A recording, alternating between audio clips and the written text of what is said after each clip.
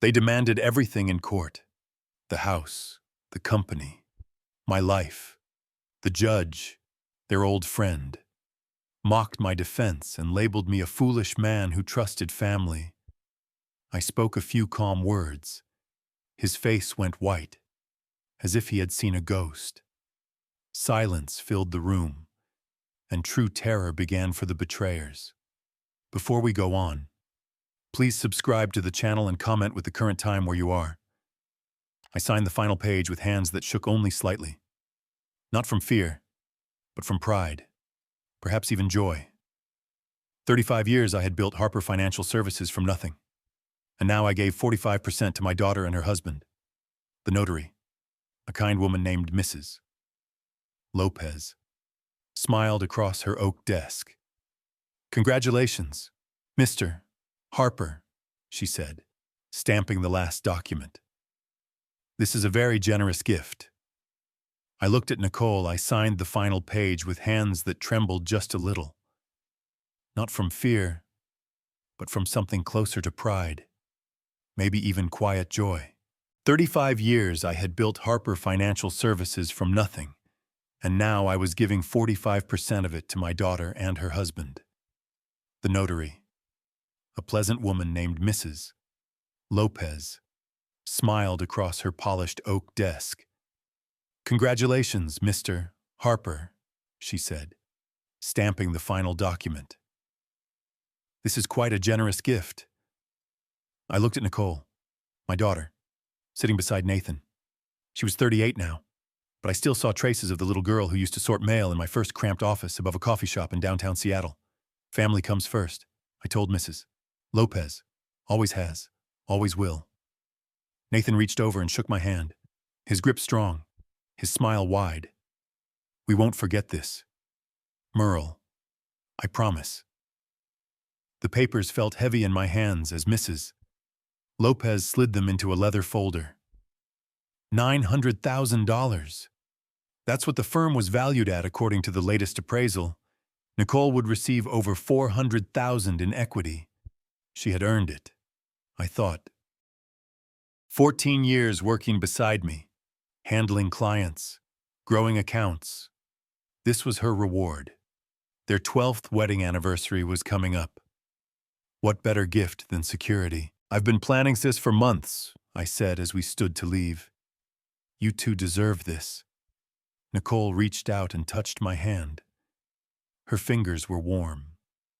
"Dad, you've always been so good to us, outside." April sunlight cut through Seattle's usual clouds. My car was parked next to Nathan's new Audi. They were doing well, clearly. I had always made sure Nicole had a solid salary, $110,000 a year plus bonuses, more than fair for her position. "Come to the house," I said. "I cooked dinner. We should celebrate properly." They exchanged a quick glance I couldn't quite read. Then Nathan nodded. "Sounds perfect." The drive to Bellevue took 30 minutes. I spent it replaying the signing, feeling that warm glow of doing something right, something enduring. My phone stayed silent in the cup holder. No client crises, no emergencies, just a peaceful afternoon leading to a perfect evening. My house, a 4-bedroom Craftsman I bought 18 years ago, looked especially inviting in the golden light. The dining table was already set. I had spent the morning preparing their favorites: rosemary roasted lamb, Parmesan potatoes, a salad with walnuts and dried cherries. The wine was breathing on the sideboard. "You've outdone yourself," Nathan said. Taking in the spread, Nicole sat without a word, but she was smiling. That had to count for something. I poured the wine, an Oregon Pinot Noir they had mentioned enjoying. My hand was steady now. All that earlier emotion had settled into simple happiness. "To family," I said, raising my glass. "To the future. To what we deserve." Nathan replied. We drank. The wine was excellent, smooth. Everything felt right. "I've been thinking about the transition." I began, cutting into the lamb. "We should set up a formal schedule. Review the client portfolios together. Make sure you're comfortable with 45%. Nicole's voice cut in, sharp and cold. I looked up. What, 45%? That's what you think I'm worth? My fork paused halfway to my mouth. It's a gift worth over 400,000. Nathan interrupted, his voice harder than I had ever heard. A gift you've been exploiting your daughter for 14 years. The word struck like a physical blow. Exploiting Nicole, you know that's not.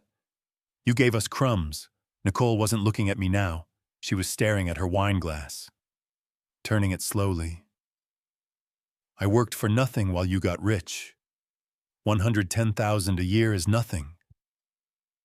My voice rose slightly, confusion turning to edge. That's well above market rate for what she put up with. Nathan pushed his chair back. The scrape was harsh, intentional. Yes, nothing. I looked at my daughter, searching her face for the connection we had built over 38 years. She looked away. I don't understand, I said quietly. I just gave you. Nathan stood. He was taller, broader, and suddenly the dining room felt smaller. Here's what's happening. Old man, you transfer everything the house, the rest of the firm, or we take you to court. Your choice. The room seemed to tilt. Nicole, you agree with this? She finally met my eyes. Her expression was stone. I should have done this years ago. Done what I've given you everything. A job, security, respect. You owed it to me, she said. And now we're collecting. Nathan moved toward the door. We want the house. We want the remaining 55%. You have 1 week to decide. But we both know how this ends. Either you hand it over, or we take you to court and make you look like the abusive father you are. That's not true. None of it is. See you in court then. Nathan opened the front door. Nicole rose, leaving her napkin crumpled on the table. She didn't look back as she followed him out. The door closed. The house fell silent. I sat there, the signed documents in the leather folder beside my plate. The dinner I had prepared all morning was growing cold. My wine glass was still half full. Nathan's words echoed. Old man. Merle. See you in court. Nicole had called me Dad at the notary's office. She had touched my hand with warmth, or what I thought was warmth.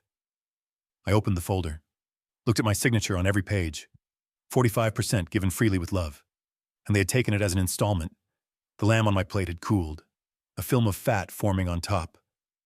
I pushed it away. Outside. Engines started. I heard them drive off. First Nathan's Audi, then Nicole's SUV. The sound faded down the quiet street. I had believed in family, in generosity, in doing the right thing. The dining room suddenly felt vast and empty. I counted the chairs. 5 of them, though only 3 had been used. The 4th and 5th sat untouched, waiting for guests who would never arrive. Those words kept replaying. You owed it to me. What had I created? What had I done? 2 weeks passed slowly. I left the papers on the dining table, unable to file them, unable to look away. Every morning I walked past and felt their weight, their silent accusation. I called Nicole 19 times. The calls went to voicemail. I sent texts asking to talk, to understand. No reply. Just deliberate silence. My usual lawyer, Tom Riley, told me to wait. Maybe it's just anger, he said over the phone. Give them space. But I couldn't shake Nathan's words. See you in court. That didn't sound temporary. The courier arrived on a Tuesday morning. I was reviewing client files in my study, trying to focus while my mind circled. The doorbell startled me. Legal documents for Merle Harper, the courier said, holding out a thick envelope with an official seal. Sign here. I signed. Took the envelope. It was heavy, the kind of weight that signals trouble. I scanned the first page, the formal language blurring. My daughter is suing me. The courier shifted awkwardly. I just deliver, sir. Have a good day. He backed away to his van. I stood in the doorway. Spring breeze brushing past, reading words that couldn't be real. Harper v. Harper. Complaint for damages and equitable relief. Exploited. The word leaped off the page. I had exploited Nicole by paying her $110,000 a year, by giving her flexibility, by building something I hoped she would inherit. The math made no sense. None of it did. Total demand, the house worth $750,000. The remaining 55% of the firm worth roughly $500,000. Over $1,250,000 in assets for emotional and economic damages. I closed the door and carried the papers to my study, spreading them across the desk. Then I pulled 14 years of payroll records. Numbers had always been my language, clean, logical, provable. I organized everything by date, every paycheck, every bonus, every benefit. Market rate for a senior financial advisor in Seattle was $75,000 to $85,000. I had paid her 110 plus full benefits, health insurance, paid leave, flexibility when she needed to leave early. The evidence was undeniable. Facts would prevail. They had to. Tom Riley reviewed my documentation over video call. It looks solid. Merle, he said, but his tone carried doubt. We'll present this at the preliminary hearing. When is that 12 days? May 3rd. I spent those 12 days building my defense, creating summaries, highlighting key figures, organizing proof. My accountant's precision became both weapon and armor. If I could just show the judge the truth, this would end. The courthouse was in downtown Seattle, a concrete and glass building that looked imposing and permanent. I arrived 45 minutes early, my briefcase heavy with files. The security line moved slowly. Lawyers in tailored suits, families on benches, teenagers in cuffs escorted by officers. Then I saw them. Nicole and Nathan stood near the elevators with a man in a navy suit. Their attorney, no doubt. They were laughing about something. Nathan's hand rested on Nicole's shoulder, possessive and confident. I walked toward them. Nicole, she looked past me, through me, as if I were already gone. Nicole, can we please talk? Their lawyer stepped between us. Mr. Harper. All communication goes through me. He handed me a card. I didn't look at it. Nathan smirked. See you inside, old man. The courtroom was smaller than expected.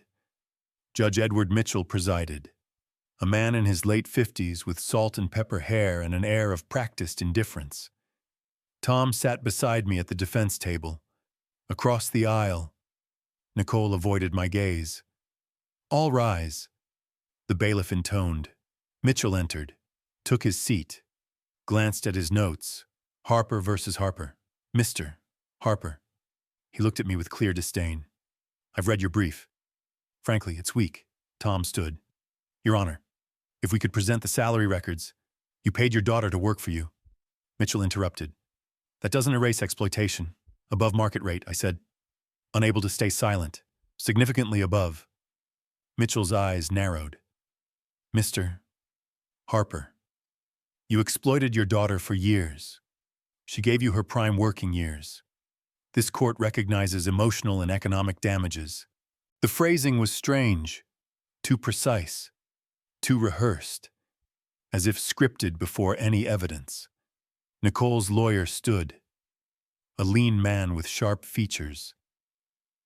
Your Honor, my client sacrificed her career to build her father's business, receiving minimal compensation.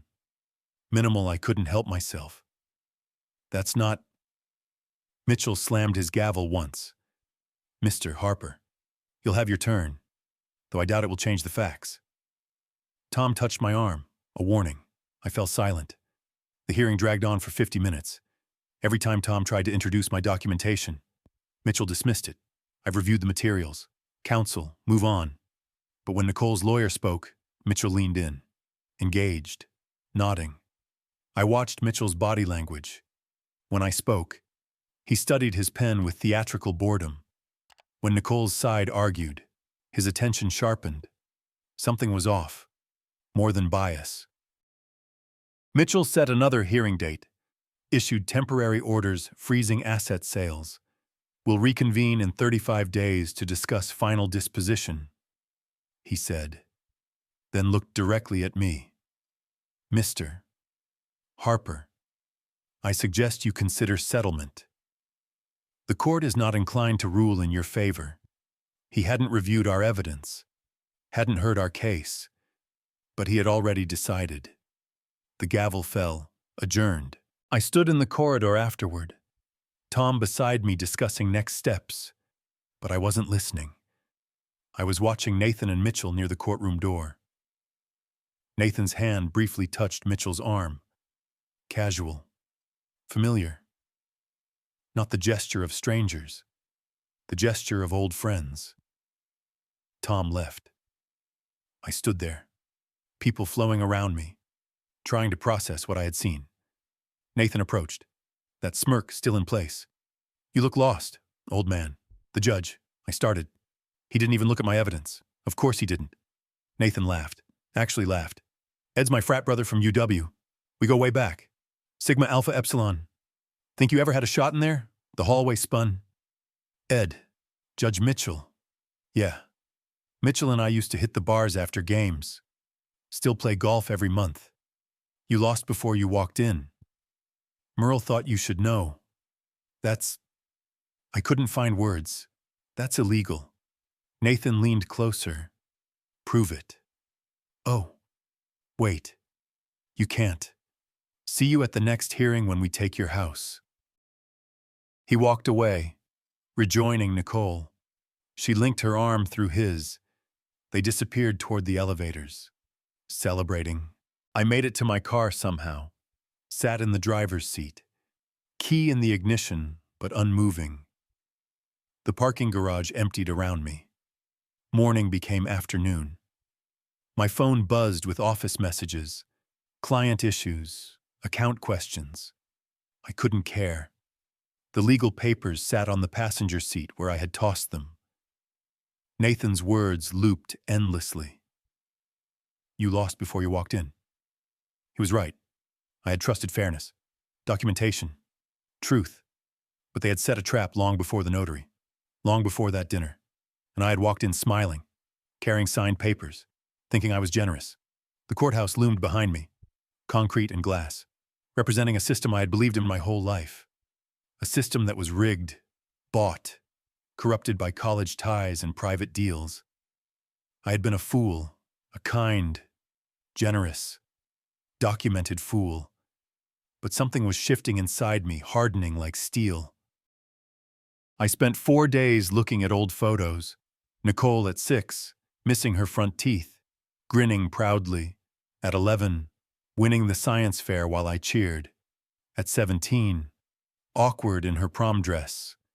At 27, graduating with her MBA, searching each image for the moment she changed, or the moment I stopped seeing her clearly. The photos offered no answers. They never do. Those legal papers stayed in my car, untouched since the garage. They had become symbols of my naivety, and I wasn't ready to file them with my other failures. On the 5th morning after the courthouse, I found myself in my study, staring at old firm records, not on purpose, more like habit, an accountant's reflex when the world stops making sense. Numbers had always been reliable, honest. I pulled last year's quarterly reports, flipped through transaction logs without focus, seeking comfort in familiar columns. Then something caught my eye. Travel reimbursement. October 2022, Chicago conference. Amount $5,200 paid to Nicole. But I had attended that conference alone. Nicole had been out sick that week. I remembered bringing her soup when I returned. My pen circled the entry before my mind caught up. I pulled more records. February 2023 consulting bonus to Nathan Brooks. $4,800. Not board approved. I would remember. April 2023, another travel reimbursement. Denver. Nicole hadn't gone to Denver. June. 6,000 in expense reimbursements for client dinners. No receipts. The pattern emerged slowly, like fog lifting. Small amounts. Nothing large enough to flag in quarterly reviews. Under 6,000 each. But regular. Deliberate. I spent the next 8 days reviewing 20 months of financial records, building spreadsheets, tracking every suspicious transaction, creating timelines. My study wall became a map of theft-printed statements, index cards linked by yarn, highlighted entries forming a web, 52,000 over 16 months. Not huge, but criminal. And more importantly, proof of planning. This wasn't greed sparked by my gift. This was a long game. They had been positioning, stealing bit by bit, building justification for their final demand. The gift wasn't the start. It was the payoff.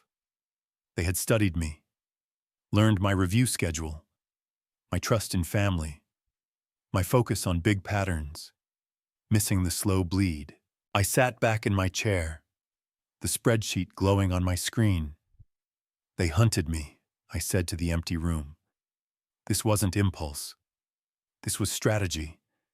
The words echoed against family photos on the wall. Not a naive father, not a fool. Prey. But prey can turn predator. That shift changed everything. I needed a different lawyer.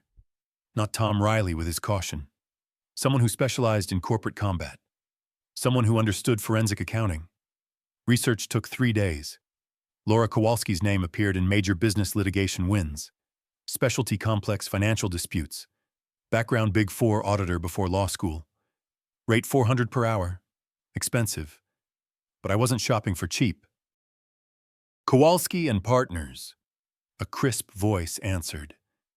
I need a corporate litigator, I said. Specifically, someone expert in forensic accounting. What's the situation? Family business dispute. But it's not what you think. I have proof of embezzlement over 16 months. Brief pause. That changes things. When can you come in? The drive to Laura's office took 45 minutes through Seattle traffic. Her building was downtown. Sleek glass and steel. Her office on the 15th floor matched modern furniture. Law degrees from Stanford. Wall of case victories. Laura Kowalski was younger than expected. Mid-40s, sharp suit. Expression blending professional empathy with detachment. I placed a 4-inch binder on her desk, tabbed and color-coded. She lifted it, tested the weight, raised an eyebrow. You compiled this yourself. I'm an accountant. Was an accountant. Still own the firm. For now. She spent 25 minutes reviewing while I waited. Her expression moved from skepticism to intrigue to respect. This is meticulous work. Mr. Harper, she closed the binder. But we have an issue. The 45% I already transferred. Exactly. You conveyed ownership without clawback clauses, without performance conditions. That complicates recovery. But I retain 55% controlling interest. True. Laura leaned forward. What are you proposing? Emergency board meeting. Freeze dividend distributions. Launch full financial audit. Use my majority to force transparency. They'll sue immediately. Claim retaliation. Business harm. Bad faith. I know. I met her gaze. I'm counting on it. You're counting on being sued. They've been stealing from client funds. An audit exposes it. Let them explain in court. Laura studied me for a long moment. That's aggressive. Your daughter will be implicated. She is implicated. She did it. I'm just documenting what occurred. Another pause. This will be costly. Ugly. Are you certain I thought of Nathan's smirk in the courthouse hallway? Mitchell's dismissive wave. Nicole looking through me like I was invisible. Miss Kowalski. They want to play financial warfare with a man who built a firm over 35 years. Yes, I'm certain. She nodded slowly. All right, I'll draft the board meeting notice. You'll need to deliver it personally to all members, including Nicole and Nathan. They must be notified as directors. Can you do that? I stood, picked up my binder. I can do what must be done. Outside, walking through Seattle's financial district toward the parking garage, I caught my reflection in a mirrored building. Barely recognized myself. Gaunt. Older. The past months had etched new lines. But there was something else in that reflection. Resolve. Purpose. The legal papers in my briefcase were no longer wounds. They were tools. I had work to do. The week between meeting Laura and the board meeting was preparation filing notices, reviewing bylaws, rehearsing statements. Laura warned me to stay clinical. Avoid emotional language. You're exercising fiduciary duty, not punishing your daughter. Remember the difference. I arrived at Harper Financial Services 45 minutes early. My firm, my conference room, my rules. The table seated 14. I placed a formal agenda at each spot. Printed, numbered, legally correct. Proof this was procedure, not passion. Laura arrived next, carrying her portfolio. She nodded approval at the setup. The other board members arrived, Marcus Lee and Patricia Gomez, longtime colleagues who looked uneasy about family drama. They sat far from the head. Nicole and Nathan arrived last, radiating hostility. What is this? Merle Nathan demanded. Not sitting. Some power grab emergency board meeting. Properly noticed per bylaws. Please sit.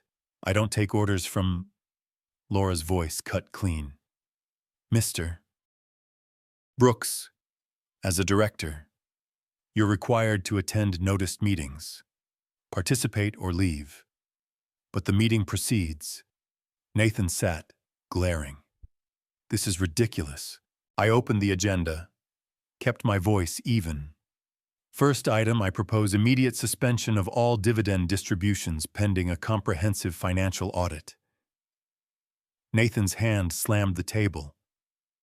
Everyone flinched except me. You can't do that.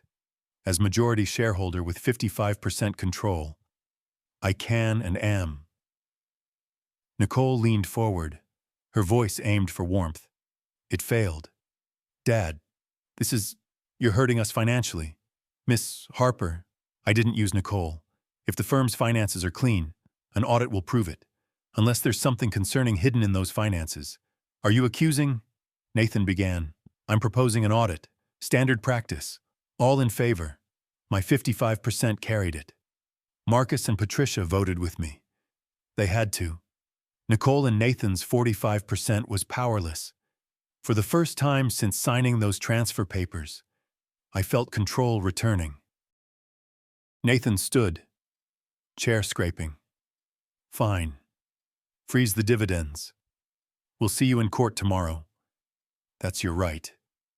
You think you're clever using bylaws against your own daughter. I think I'm fulfilling my responsibilities as majority owner, which I became after gifting 45% to you. Nathan's face flushed. Worst mistake you ever made. We agree on something. They left. The door slammed hard enough to rattle the framed certifications on the wall. Laura began packing. That went as expected. They'll file emergency motions within 24 hours. How soon tomorrow? Likely. She was right. Nathan filed within 7 hours. Notification came by email that evening. Emergency motion alleging economic abuse, retaliatory punishment, destroying daughter's livelihood, requesting immediate restraining order against my corporate actions, and appointment of independent manager to run the firm during litigation. Emergency hearing scheduled for next morning. Mitchell's courtroom. Of course. We arrived prepared. Laura had our response brief, embezzlement evidence, bylaws highlighted. Different headspace for me this time. I had strategy, documentation, professional counsel. Mitchell's courtroom felt smaller. Or maybe I had grown. Nicole's lawyer painted me as a vindictive father weaponizing ownership to punish his devoted daughter. Mitchell nodded, taking notes. When Laura stood to present evidence, Mitchell didn't look up. Your Honor, we have proof of embezzlement that directly justifies Mr. Harper's actions. Counsel, this isn't a criminal trial. The motion concerns economic abuse. The two are linked. If Miss Harper and Mr. Brooks were stealing from client accounts. Mitchell's gavel struck sharp. That's not relevant to this motion. Mr. Harper froze assets to punish his daughter. That's retaliatory and abusive. Laura half rose.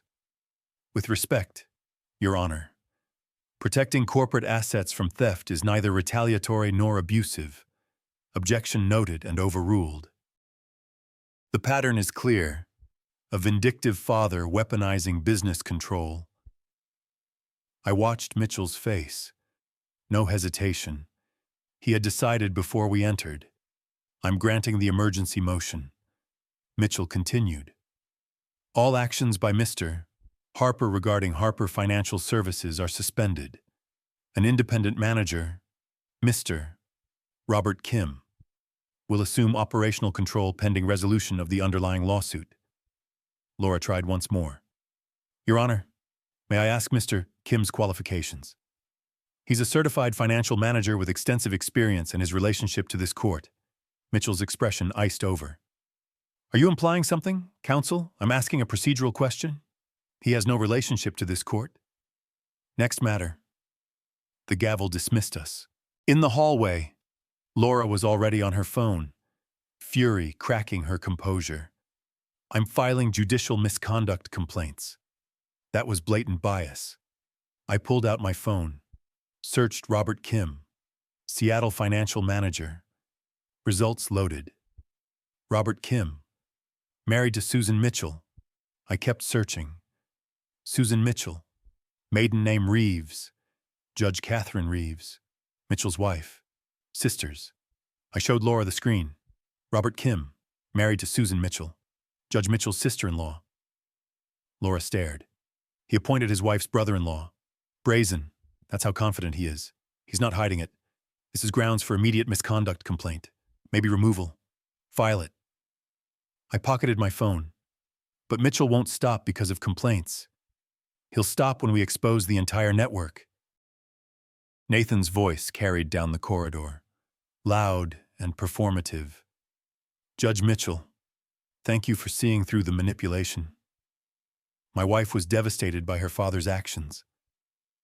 Mitchell smiled, waved it off. Just doing my job. Son, protecting families from financial abuse. They shook hands warmly. Two friends in public, not bothering to conceal their connection. Nicole walked past me toward the exit. For a moment, our eyes met. Something flickered. Not guilt, but unease. She knew this was wrong.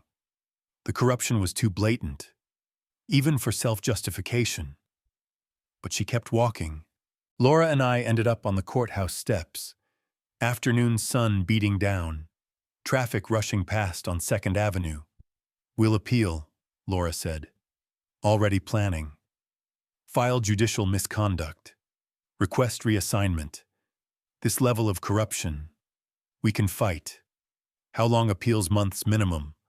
Misconduct probe could take a year. They'll own everything by then. House. Business. Every asset I built over 35 years. Which is why we fight aggressively. Discovery. Depositions exposing every link between Mitchell and Nathan. Mitchell and Kim. I watched a ferry pull away from the pier. Ordinary people going to ordinary lives. Trusting courts were fair. Judges followed law. Do it, I said. File everything. But we need something faster. Something they can't bury through Mitchell. Like what I didn't answer because I didn't know yet. But standing on those steps, watching Nicole and Nathan drive away in their luxury car, bought with my firm's money, laughing like they had won, I understood something fundamental. The system wasn't broken. It was actively against me. Mitchell wasn't an obstacle. He was their weapon. We need more than appeal grounds, I said quietly. We need evidence they can't dismiss. Proof so clear even corrupt judges can't ignore it. Laura looked at me, hearing the shift in my tone.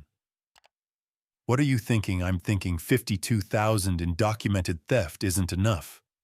We need the full picture. Every connection, every payment, every lie. That could take months. Then we'd better start now. My phone buzzed. Robert Kim had already changed the locks at my firm. I was locked out of my own company. They thought this was over. Thought I would accept defeat like I accepted the gift signing, the lawsuit, the first courtroom humiliation. They were wrong. 5 days after the courthouse loss, I sat in a cafe 2 blocks from where Mitchell had crushed me again. The coffee had gone cold hours ago. Condensation rings marked time on the scarred table. I had watched them form, expand, merge. 4 hours, maybe 5. Hard to track when nothing mattered. Laura had called that morning. Another emergency motion denied. Different judge, but same result. Deferred to Judge Mitchell's discretion. Legal code for we won't challenge our colleague, even when he's corrupt. Robert Kim had changed the locks at Harper Financial Services. 35 years building it, and I couldn't enter the front door. Mr. Harper, I looked up. A woman around 65 stood beside my table. Confident posture. Keen eyes behind simple frames. Do I know you, Margaret Walsh? We worked together briefly 17 years ago. I was the auditor on the Carter account. Vague memories surfaced. Thorough professional. Asked sharp questions. That's a long time ago. If you're looking for accounting work, I'm not. She sat without asking. I was in the courthouse gallery yesterday. I saw Mitchell dismiss your case. My jaw tightened. Then you saw me lose again. I saw a corrupt judge protect his friends while ruining an honest man. Her tone was clinical, observational. Mitchell is corrupt. Everyone in legal circles knows it. No one can prove it. I've filed complaints. My lawyer has. How long until review? I stared at my cold coffee. 20 months. Maybe more. In 20 months, Mitchell will have transferred everything you own to your daughter and her husband. You'll have nothing left to fight for. The words landed hard because they were true. So what do you suggest? I don't have 20 months. Then we find evidence they can't ignore. Evidence that forces immediate action. Something in her certainty cut through the haze. Why help me? You don't know me. She paused, studying me. I know what it's like to lose everything to corrupt people who smile while they steal. What happened? Business partners embezzled from my advisory firm.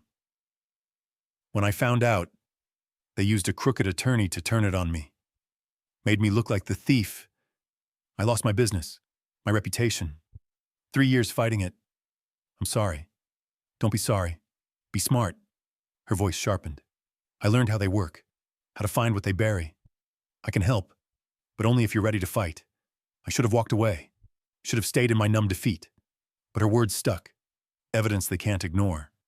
What kind? The kind hidden in public records, corporate filings, business registrations, financial disclosures. She leaned in. You have information Mitchell fears. You just don't know which one. I thought back to the first hearing. When I mentioned financial records, Mitchell's face had flickered, brief panic before contempt returned. I thought I imagined it. What was I about to say? I asked slowly. What did he think I knew? Margaret smiled. Not warmth, satisfaction. That's the question we answer. I followed her to her office in Capitol Hill, a converted parlor in a Victorian house, whiteboard on one wall, filing cabinets along another, desk buried in organized chaos, professional space carved from personal life. I've been tracking Mitchell's cases for 4 years, she said, pulling folders from a cabinet. Since my own case taught me how the system fails, she spread documents across her desk, court records, highlighted sections, handwritten notes. 27 cases flagged over 6 years where Mitchell ruled against clear evidence. Notice the pattern. She pointed to names. Same network of people favored repeatedly. Nathan's business contacts. Mitchell's golf club members. Social circle overlap. I leaned closer. My accountant's eye engaged despite exhaustion. These cases, Mitchell ignored documentation in every one. Exactly. But watch his behavior in transcripts. Notice when he gets nervous.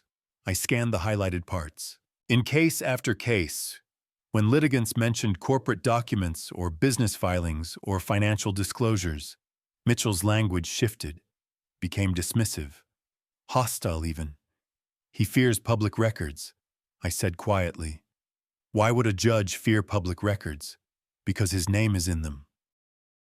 The next few days blurred. Margaret and I worked daily at her office, reviewing every Mitchell case we could access, building a comprehensive timeline, tracking rulings against evidence, creating a physical map on her whiteboard with dates, cases, connections in colored markers. The pattern was undeniable. Mitchell didn't bend the law occasionally. He ran a systematic operation. We need a professional investigator, Margaret said on the 5th day. Someone who can follow financial trails legally, document everything to court standards. That's expensive. How expensive is losing everything? She recommended Sarah Park, former IRS agent, now private, specialty financial fraud. Rate $180 per hour. I called from Margaret's office, my hands steadier than in weeks. Miss Park. Margaret Walsh recommended you. I need a financial investigator. What's the situation? Professional voice. No wasted words. Corrupt judge. Questionable business ties. Need court-ready documentation. That's my specialty. My rate is $180 per hour. Minimum 12 hours up front. $2,160. Money was tight. Dividends frozen. Legal fees mounting. But Margaret was right. This was investment. When can you start today? Send names, businesses, dates, preliminary findings in 8 days. After the call, I sat back in Margaret's desk chair. For the first time since signing those transfer papers, I felt something beyond despair. Not hope, direction. Margaret made fresh coffee, real beans from a French press. She handed me a mug, steam rising between us. They made a mistake. You know, she said. What mistake? They assumed you'd stay broken. That after losing twice in Mitchell's court, you'd accept defeat. I was broken. I am broken. No. She met my eyes. You were shocked. There's a difference. Shock fades. Then you remember who you are. And who am I? Someone who built a business over 35 years through precision and persistence. Those skills don't vanish because a corrupt judge issues bad rulings. You just apply them differently. I looked at the whiteboard. Mitchell's name at the center. Lines to Nathan. Robert Kim. Others unidentified yet. A web of corruption taking shape. The coffee was good. First thing that tasted right in weeks. 8 days. I said. Then we see what Sarah found. Outside. Evening settled over Seattle. Inside Margaret's office, surrounded by evidence and possibility. I felt something I had forgotten. Purpose. The week waiting for Sarah's report was productive. Margaret and I compiled every Mitchell case we could access, built a detailed timeline. But we needed the financial links Sarah was tracing, the smoking gun to end Mitchell's career. Sarah arrived at Margaret's office on a Friday morning carrying a thick leather portfolio. I found the connection. She said, no preamble. It's worse than you thought. How bad? She spread documents across the desk, corporate registrations, business filings, bank records obtained legally through public databases and disclosure rules. Judge Mitchell owns 35% of Nathan's consulting firm, has since registration 20 months ago. Margaret leaned forward sharply. That's direct conflict of interest. He can't hear cases involving that business. He's heard 6 cases involving Nathan's associates in the past 14 months, including yours. Sarah's finger traced bank records. Look here. Nathan paid himself from a company Mitchell co-owns. They're just cycling money. I studied the numbers. My accountant's training took over. But look at the dates. Exactly. Sarah nodded. Nathan received $5,200 the same week Mitchell issued the temporary order blocking your corporate actions. Another $18,000 3 days after Mitchell appointed Robert Kim as manager. Payments align with rulings, Margaret said quietly. Every time. Sarah flipped more pages. $92,000 over 26 months. That's not consulting fees. That's bribery disguised as income. The evidence was overwhelming. Mitchell's ownership hidden under a shell company, but corporate records listed him as beneficial owner. Public records, legally obtained, court quality. This ends him. I said, Mitchell's career is over. We spent the next 4 days assembling a comprehensive evidence package, business registrations showing Mitchell's ownership, bank records showing payments to Nathan, timeline correlating payments to case milestones, list of other biased cases involving Nathan's associates, everything sourced legally, everything irrefutable. Laura joined via video call to review strategy. This is extraordinary evidence. We file with the Judicial Conduct Board immediately. Motion for recusal simultaneously. How fast can they act, I asked. For evidence this documented. Emergency review. Maybe 15 days. 15 days. After months of torment. 15 days felt achievable. I can wait 15 days. Assuming Mitchell and Nathan don't discover we have this, Margaret cautioned. Keep it quiet until filing, Laura said. The moment this hits the court system, it's public record. But we had been too visible. Robert Kim, managing my firm, noticed something. Merle Harper wasn't fighting for access anymore. Wasn't calling. Wasn't protesting. Just gone. Nathan grew paranoid. What's the old man doing? He had someone watch me. Saw me meeting repeatedly with Margaret and Sarah at her office. Didn't know details, but knew I was planning. The counterattack came Friday afternoon. Legal notice arrived by email while we finalized the evidence package. I opened it on my phone, read the first paragraph, felt my stomach drop. What is it? Margaret asked. Seeing my face, I handed her the phone without a word. Emergency petition claiming Merle Harper was mentally incompetent, citing paranoid behavior, irrational accusations against a sitting judge, inability to manage finances, requesting immediate psychiatric evaluation and temporary guardianship, giving Nathan and Nicole control of all my assets, including my house. Mitchell had already granted an emergency hearing, evaluation scheduled for next week. They're trying to declare me insane. I couldn't process it. Margaret read quickly, jaw tightening. This is a desperate move. They're scared. Doesn't feel desperate. Feels like victory. My phone rang. Laura, already aware of the filing. Mr. Harper, you cannot fight this evaluation. Her voice was urgent. If you resist, it looks like paranoia. If you argue Mitchell's corruption during evaluation, it looks like delusion. You have to go. Be calm. Answer normally and pass. What if they've paid the psychiatrist? Then we appeal. But we have no choice. Fighting makes you look guilty.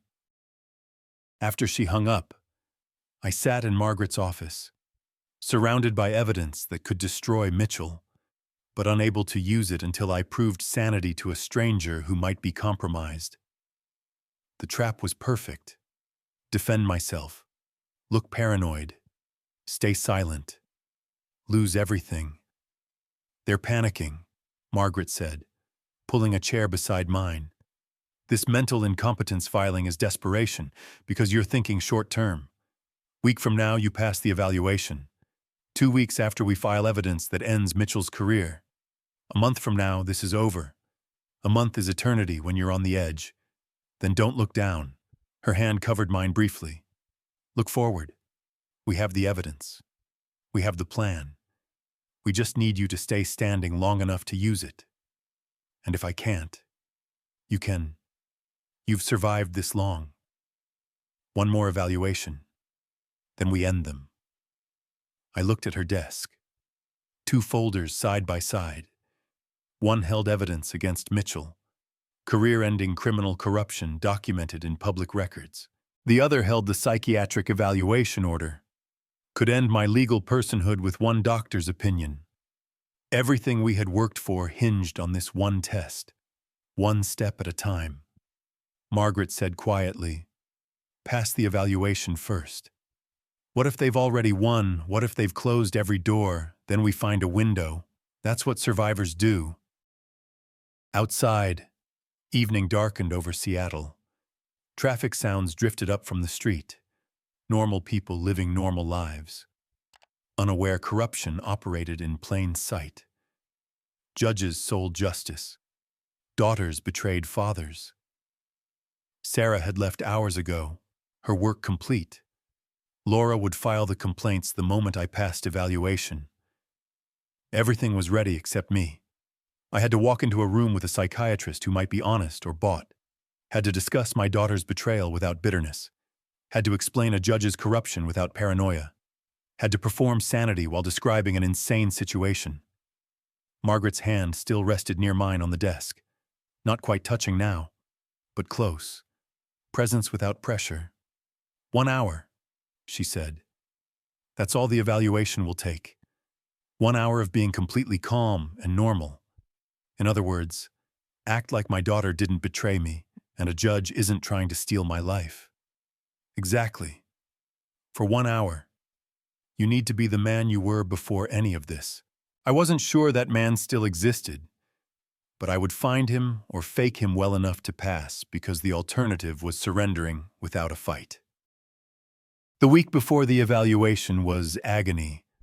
Margaret drilled me on responses, calm, rational. No mention of Mitchell's corruption. Laura sent guidelines. Appear cooperative. Don't seem defensive. Act like a man grieving family betrayal. Not paranoid about conspiracies, even though it was conspiracy. Doctor. Rachel Torres's waiting room was generic professional beige walls, inspirational posters, unread magazines. I sat reviewing mental notes. Everything depended on the next hour. "Mr. Harper," the receptionist called. Deep breath. I stood. "Doctor." Torres's office was warmer than expected. Psychology degrees on the wall. Comfortable chairs. Natural light through large windows. She was mid-40s. Competent. Direct but kind. "Mr. Harper, I've reviewed the court filing." She gestured to papers on her desk. "It claims you're showing paranoid behavior and unable to manage finances. How would you respond carefully?" Exactly as Margaret coached. I'd say I'm navigating a difficult family situation and legal challenges causing stress, but not impairing judgment. "Tell me about these legal challenges." "My daughter and her husband sued me after I gave them a substantial gift. They want more. The court proceedings have been frustrating.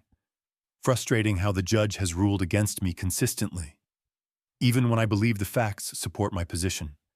She made notes. Asked about my background, my business, my mental health history. I answered carefully. Yes. I was stressed. Who wouldn't be yes? I was hurt by my daughter's betrayal. No, I wasn't suicidal or delusional. Focused on facts, not emotions. As the evaluation continued, her expression shifted from neutral to puzzled concern. She reviewed the filing again, then looked at me directly. "Mr. Harper, I need to be direct.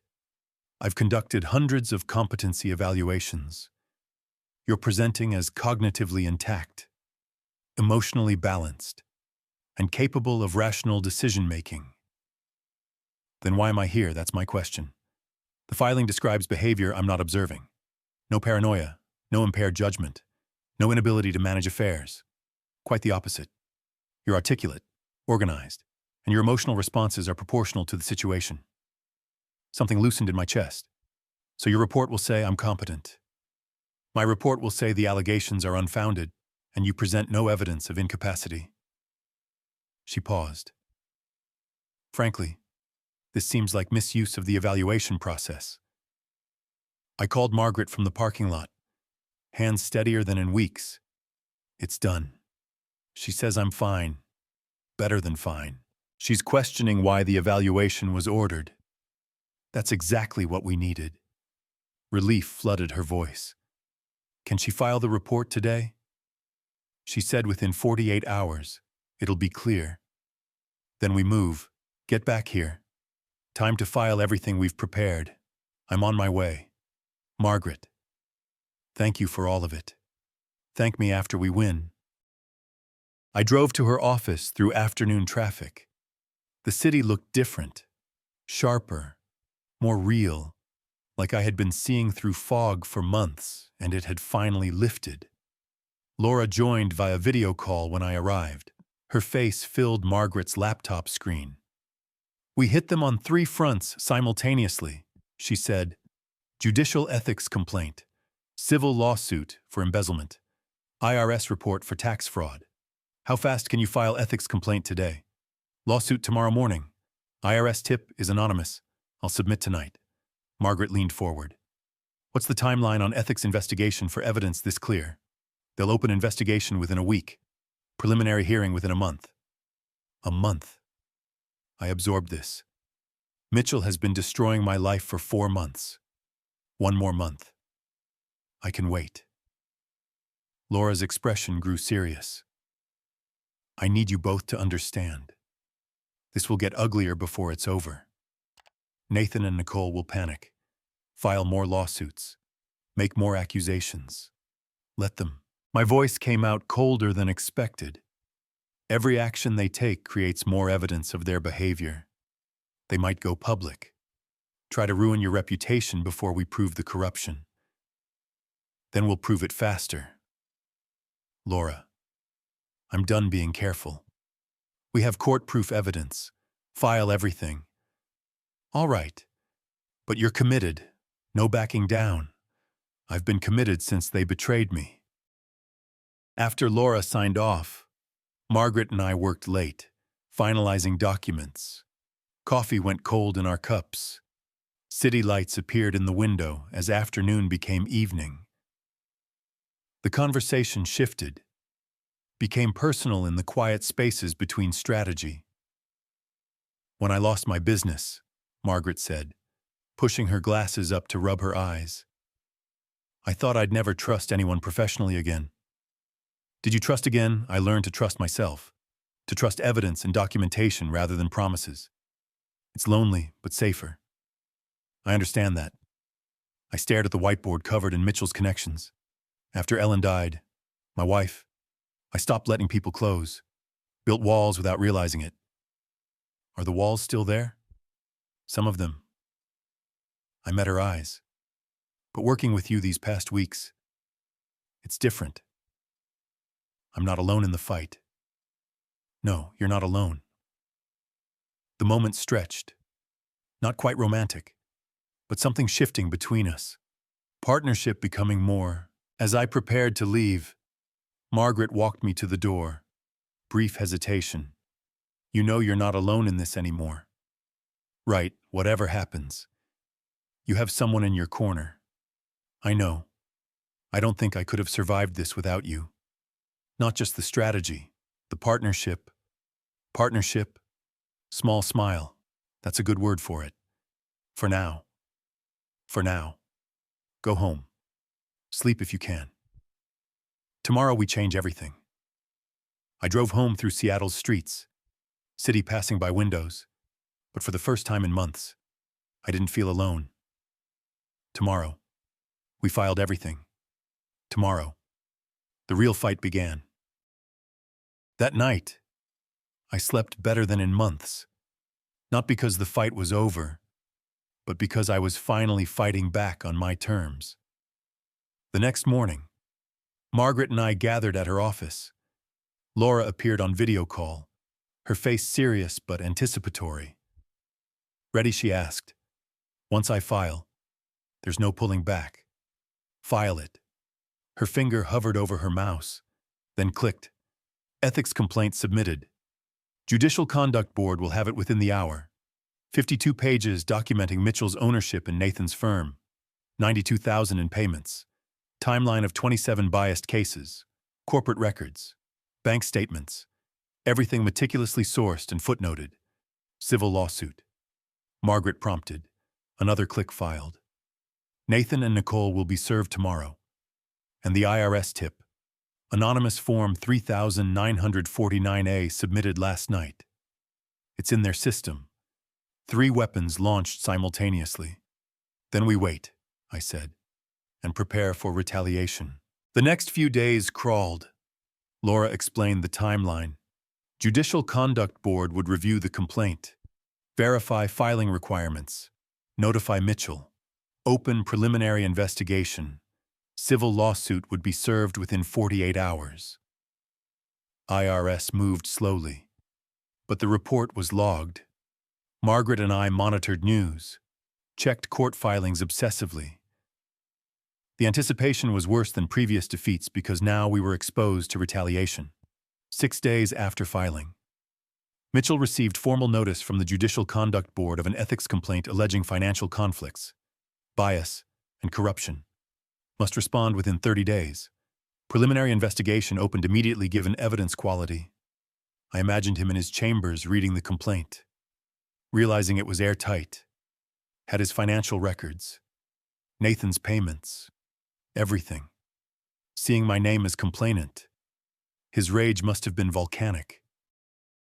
A week after the filings, I had to appear for a routine scheduling hearing on a related matter. Mitchell was still assigned to my case, though that would change. Laura came with me.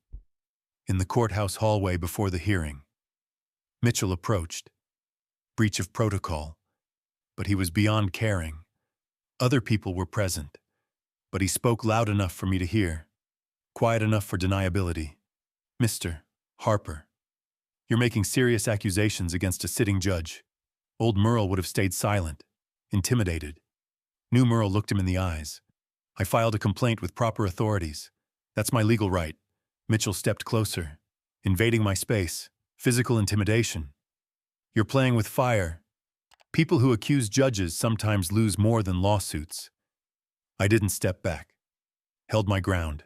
"Your Honor, if there's an ethics concern, that's between you and the Conduct Board, not me. We'll see what they find. Baseless accusations have consequences." I raised my voice slightly, not shouting, but clear and audible. "Creating witnesses, I have full confidence the board will review the evidence objectively and reach appropriate conclusions. Translation: I have proof, and threatening me just creates more evidence." Other attorneys in the hallway noticed our exchange. Mitchell realized his mistake. Confronting me publicly showed concern, maybe guilt. He tried to recover. "We'll see what the board decides." But his voice lacked conviction. He turned, walked back toward the courtroom. A small crowd of attorneys and litigants pretended not to watch, but they watched. Word would spread. That was either very brave or very reckless. Laura whispered, "Probably both, but I'm done being afraid of him." Same week, Nathan and Nicole were served with the civil lawsuit. Allegations: embezzlement, fraudulent expenses, demanding 2 years of financial disclosure. Nathan's panic was immediate. He called a new lawyer, not the one who filed their original suit. They needed a specialist now. The lawyer reviewed the lawsuit, saw it was airtight, evidence supported, told them what they knew. "This is serious. Financial disclosure will reveal everything. If you took money improperly, it's coming out." Nathan's response was predictable. More aggression. They hired a different attorney, known for scorched earth tactics. Within 8 days, he filed a countersuit. Merle Harper allegedly interfering with business operations. defaming Nicole and Nathan with baseless accusations causing severe emotional distress, demand $600,000 in damages, desperate move to bury me in legal fees, make me back down, but also a strategic error. Every counterclaim created discovery opportunity. Laura reviewed the countersuit over video call. It's weak, typical intimidation, but it will be expensive to defend. How expensive? Another $25,000 minimum, maybe more if it goes to trial. I absorbed this. Money was tight, firm income cut off, legal bills mounting. How much have I spent on you already? Approximately $38,000 since I took the case. That was most of my liquid savings. Margaret's hand touched my arm. But you're not stopping. No, we finished this. The countersuit is desperate, she said. It means we're winning. Doesn't feel like winning. Feels like drowning in legal paper. That's their goal, Laura said. But every claim creates discovery. We can subpoena their financial records, depose them under oath, force answers. How long until Mitchell's preliminary hearing? 21 days. Judicial Conduct Board moves fast when evidence is this clear. 21 days. I can last 21 days. We all can, Margaret said quietly. That evening, back at Margaret's office, I stood at the whiteboard where our investigation timeline was mapped. Mitchell's preliminary hearing scheduled for 21 days out. Nathan and Nicole's response to lawsuit due in 15 days. IRS audit might take months, but it was in motion. Everything was active now. No more waiting. No more defense. I turned to Margaret. They think filing a $600,000 lawsuit will scare me into backing down. Will it? I've already lost my business. My daughter, my savings. They can't threaten me with losing what doesn't exist. But I can take back what they stole. 21 days until Mitchell faces the board. Then we see if the system can still work. If evidence still matters. It has to. Otherwise, nothing means anything. It will. My finger traced the timeline forward on the whiteboard. I have to believe that.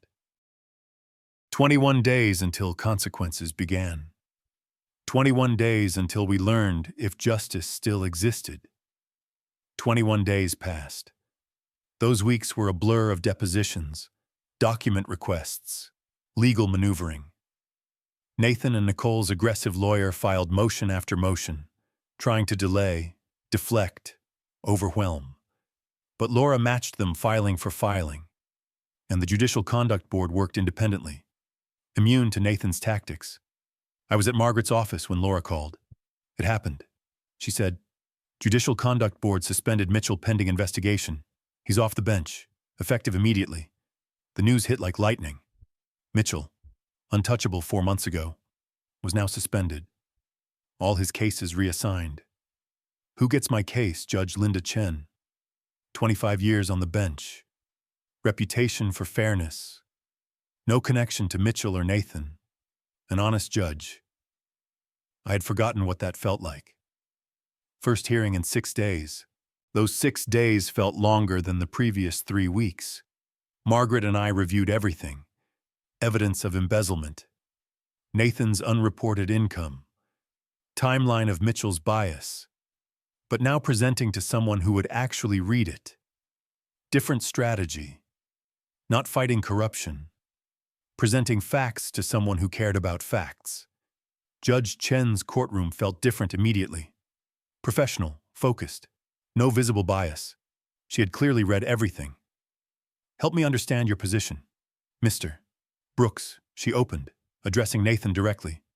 Your father-in-law gave you 45% of his business as a gift. Now you're suing for his house and remaining 55%. Explain the legal basis. Nathan tried manipulation, emotional appeals, attacking my character. Chen cut him off. That's not an answer to my question. Legal basis.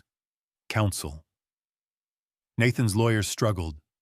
Without Mitchell's bias, the case was naked, weak. I see a gift. Documented salary above market rate. No evidence of exploitation, Chen noted. I see subsequent lawsuit. Temporary orders from Judge Mitchell. Now under ethics investigation. Help me see what I'm missing. Silence. They had nothing. First time in months I sat in a courtroom without feeling crushed by the system.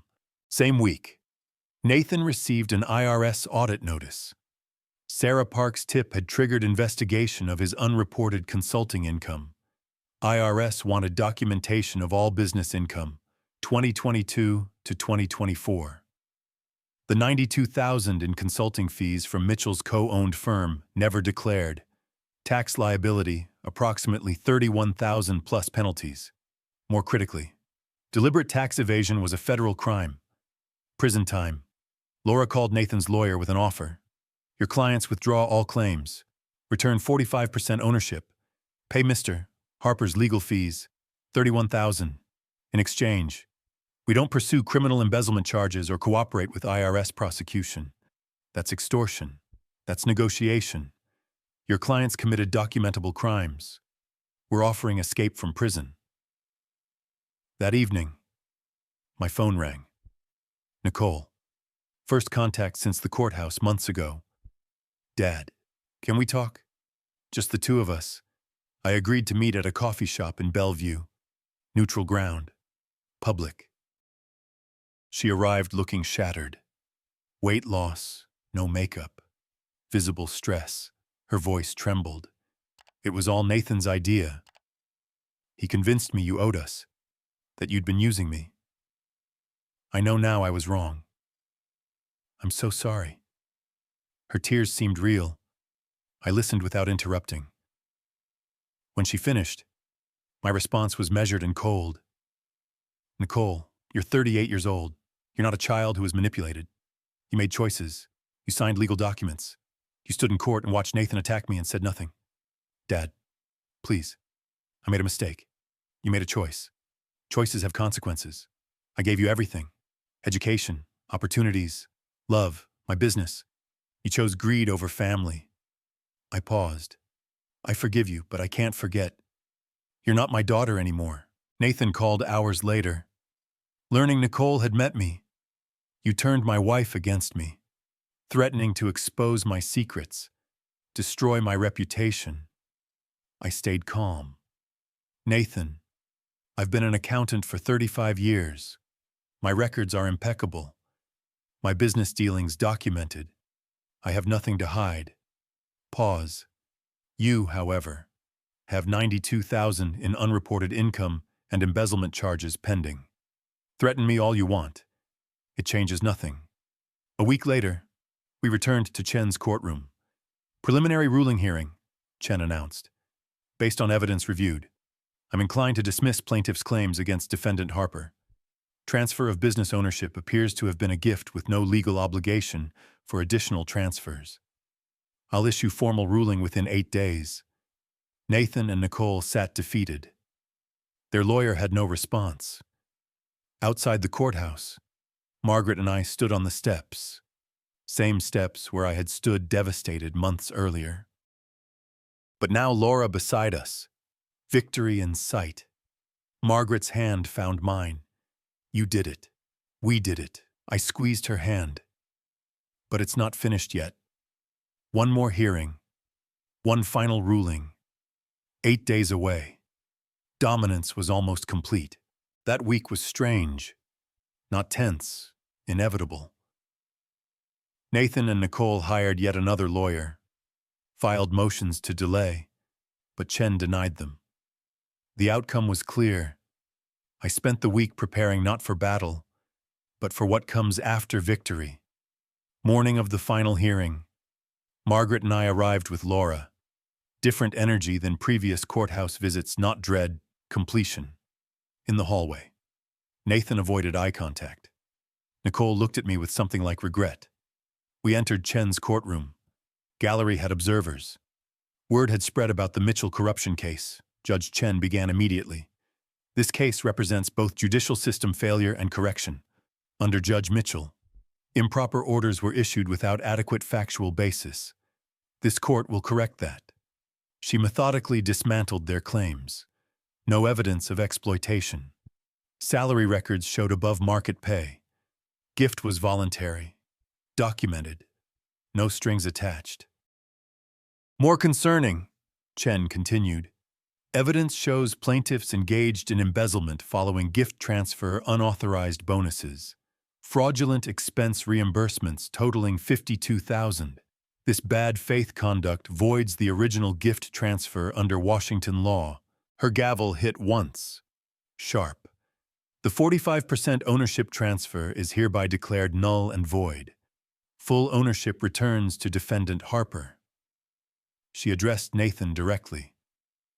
Mr. Brooks, you failed to report $92,000 in business income to IRS. This court cannot impose criminal penalties, but IRS has assessed tax liability of $45,000 including penalties. Additionally, plaintiffs are ordered to pay defendants' legal costs $31,000. Chen added one final note. Washington Judicial Conduct Board issued ruling yesterday regarding Judge Edward Mitchell. He is suspended from judicial duties for 4 years with prohibition on holding judicial office during that period. His financial conflicts of interest constituted serious ethical violations. Nathan's lawyer attempted objection. Your Honor, we intend to appeal. That is your right. However, I'm confident the appellate court will find my ruling well supported by evidence. This matter is concluded. The gavel fell. 7 months of warfare ended. I sat still, absorbing finality. Margaret's hand touched my shoulder from the gallery row behind. Outside. Nathan stormed off in fury. Nicole lingered. Dad. Just one word loaded with years. I stopped, turned, gave her a chance. I know you'll never forgive me. I just want you to know I understand now what I threw away. I'm sorry. My response was measured, not cruel. Nicole, I gave you every advantage. You chose greed over integrity. I do forgive you. But forgiveness doesn't erase consequences. You're not my family anymore. You'll find your way. But without me. She nodded, tears streaming. Will you be okay? Yes. Better than I've been in years. She saw Margaret beside me. Understood.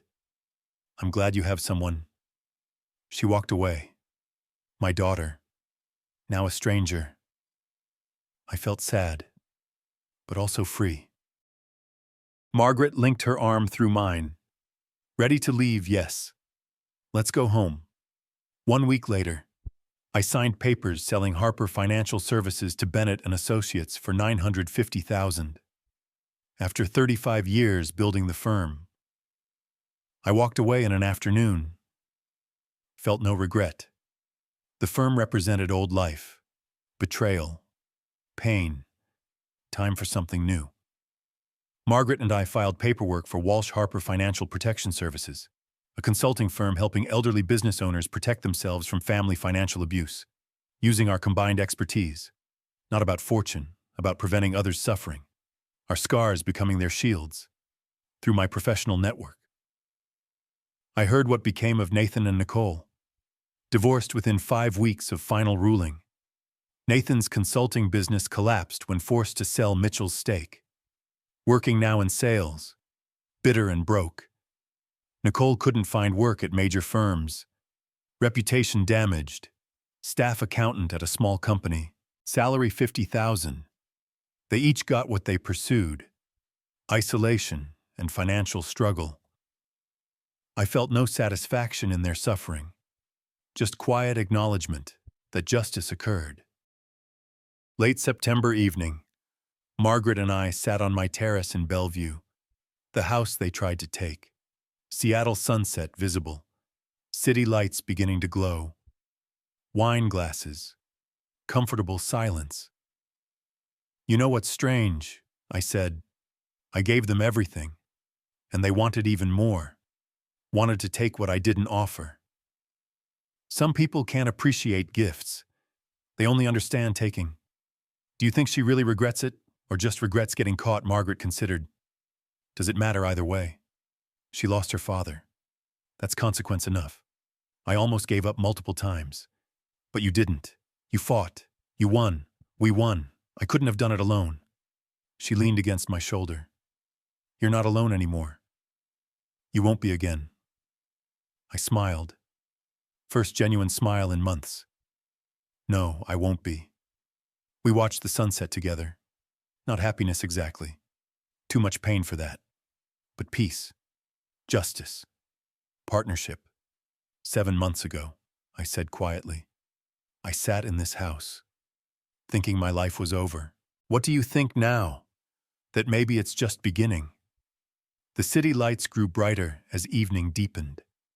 Margaret's hand rested in mine. New business launching next week. New partnership formed. Old wounds healing. Though scars would remain, I had learned that justice exists, but requires fighting for. That family means nothing without integrity. That being right isn't enough. You have to stand up for what's right. And that even at 66, after betrayal and loss, life could begin again. The story ended not with triumph, but with quiet restoration of dignity. And that was enough. If you like this story, please like this video, subscribe to the channel, and share your impressions in the comments. To listen to the next story, click on the box on the left. Thank you for watching.